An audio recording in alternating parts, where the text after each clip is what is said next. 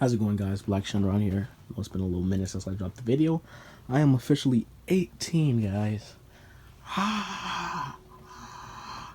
Yeah.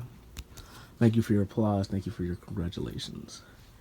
So, this will be the first video of today. I'm trying to do a little mass video dump.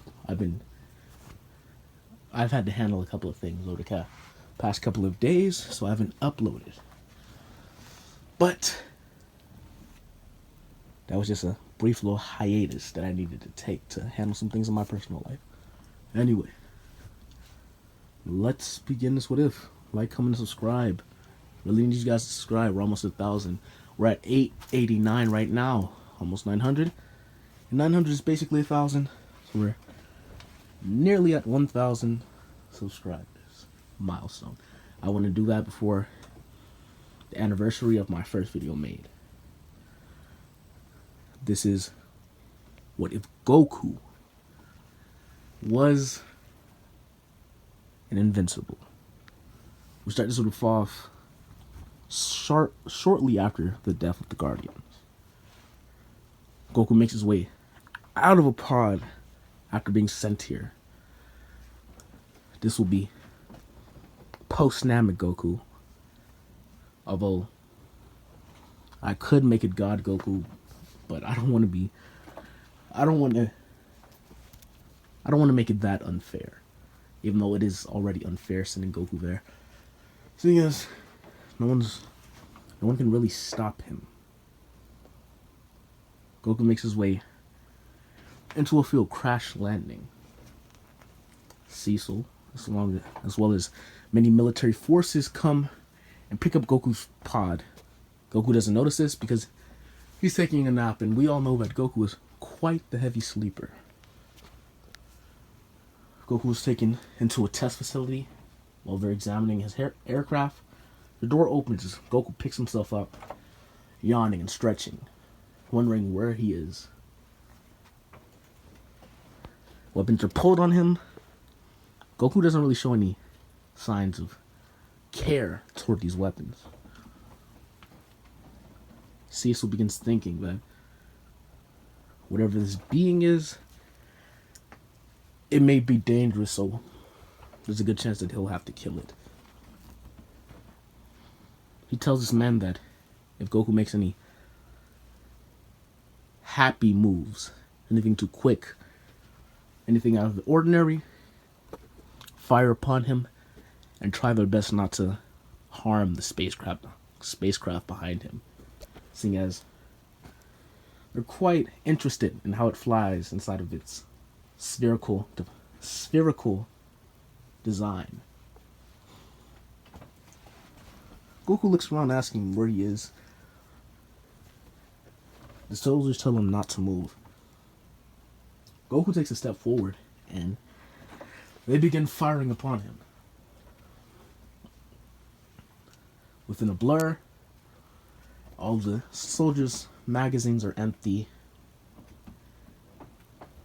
and Goku just walks out, saying that wasn't really nice. He doesn't really register them as a threat, seeing as what would they actually do to him? What would a bullet actually do to Goku?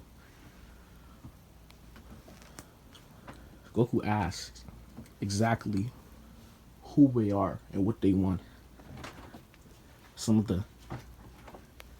of the more armored forces make their way into the room, this time with laser weapons, intent on making Goku stand down or die. Goku, being completely confused and not really reading the room of the situation, asks them if they have anything to eat here. Cecil goes out on a limb and actually tells the man to stand down and get this man something to eat. Around an hour later, Goku is sitting inside the cafeteria and being presented with 2 dishes. Both plates are quickly emptied, and Goku asks for more. And he continues doing that, while nearly taking out 10% of the base's food supply. On other tables, scientists are around him, studying him. wondering what he does with this massive calorie intake. And he seems friendly for now, but you can never be too sure. They're a government agency. They never assume the best. They always assume that whatever being they encounter is there to kill them. Cecil actually sits down and has a meal with Goku, asking him his name and where he's from. If you guys do not know Cecil, if you watch Invincible, you know who Cecil is. Cecil is the man inside the black suit with the scar on his face and gray long hair. Cecil begins asking Goku his name and everything about him. Goku says that his name is Son Goku and he's a Saiyan from the planet Earth. And Goku asks where he is. He says that he's on the planet Earth. But Goku quickly retorts this statement, saying that this is nowhere like anywhere on Earth that he'd been. First off, the landscape is quite different. And he couldn't sense any of the larger animals initially native to his Earth, seeing as inside the Dragon Ball timeline, there are dinosaurs and creatures of the such, as well as flying cars. And the crazy thing is that there's flying cars, but there hasn't been really any inclinations of a spaceship or a space force.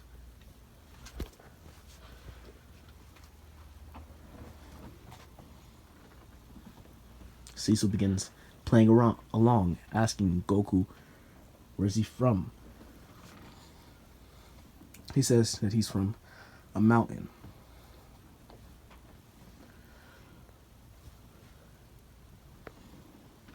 Cecil then says that he doesn't mean like where he called home, asking where he originally was from.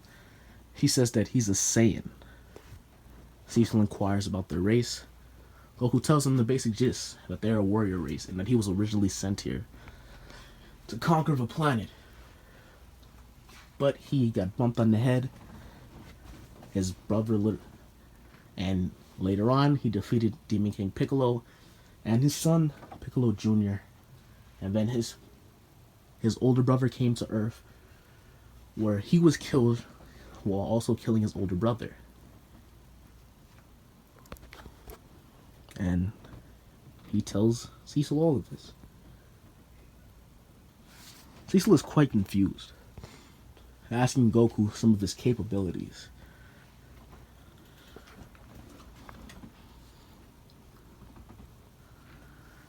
Cecil takes Goku into his office.